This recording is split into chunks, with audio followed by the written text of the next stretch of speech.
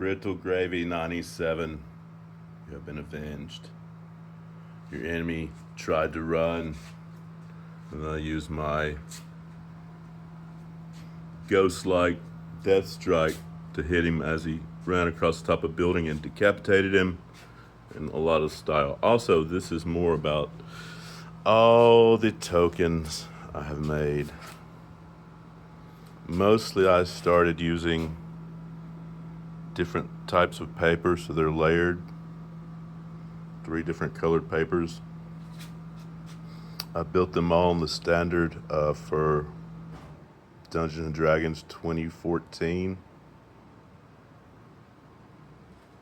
These are all of the small, medium, those are tiny.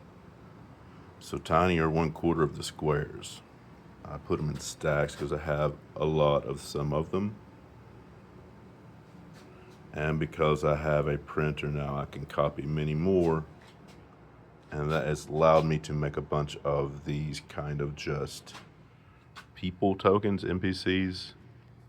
So I'm running a game that has a possibility of 3 different time lines.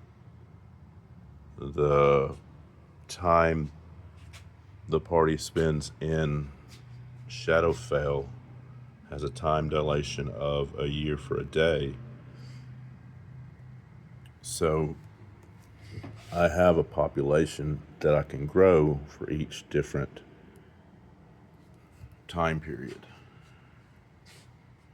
So if there's maybe one herring gone, old blind Jim, the herring gone, lived over on the hill, but he met up with a woman or another herring gone or a mushroom dwarf.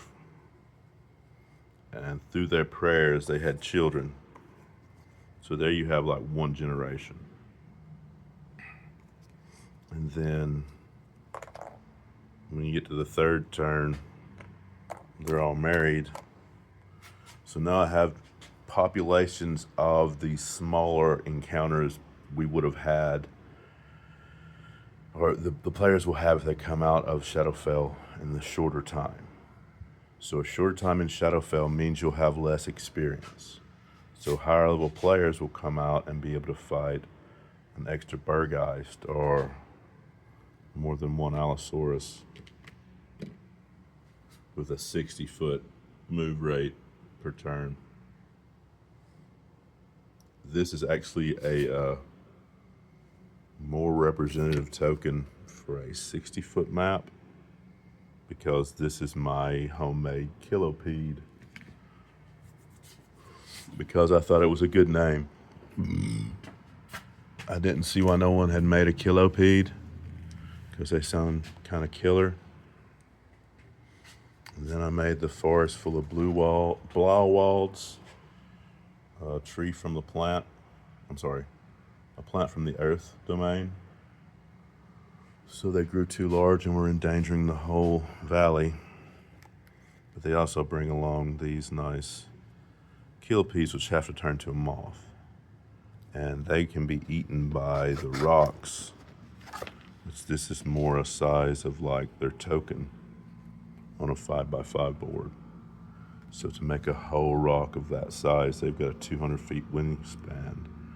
And so that's going to be about to here.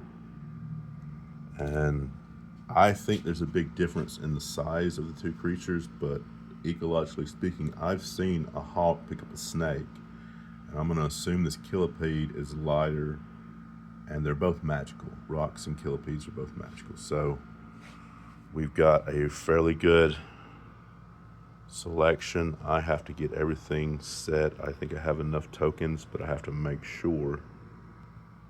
Those, like I said, are just the small, medium, and tiny. Then I have more the large, because there are dinosaurs in the valley. And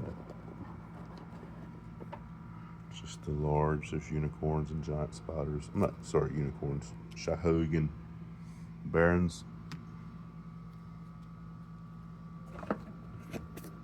So I think I've got plenty to cover any terrain. I've got plenty that are just guards and bandits and priests, beasts. I have a whole stack of beasts that could be used for different things.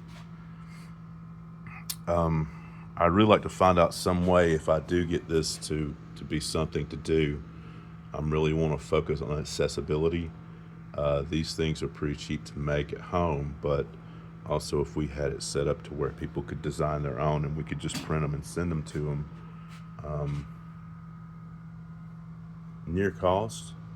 I mean, there's no reason to try to get rich when you could just get enough money to have a house that didn't let mosquitoes in. That would be nice, right?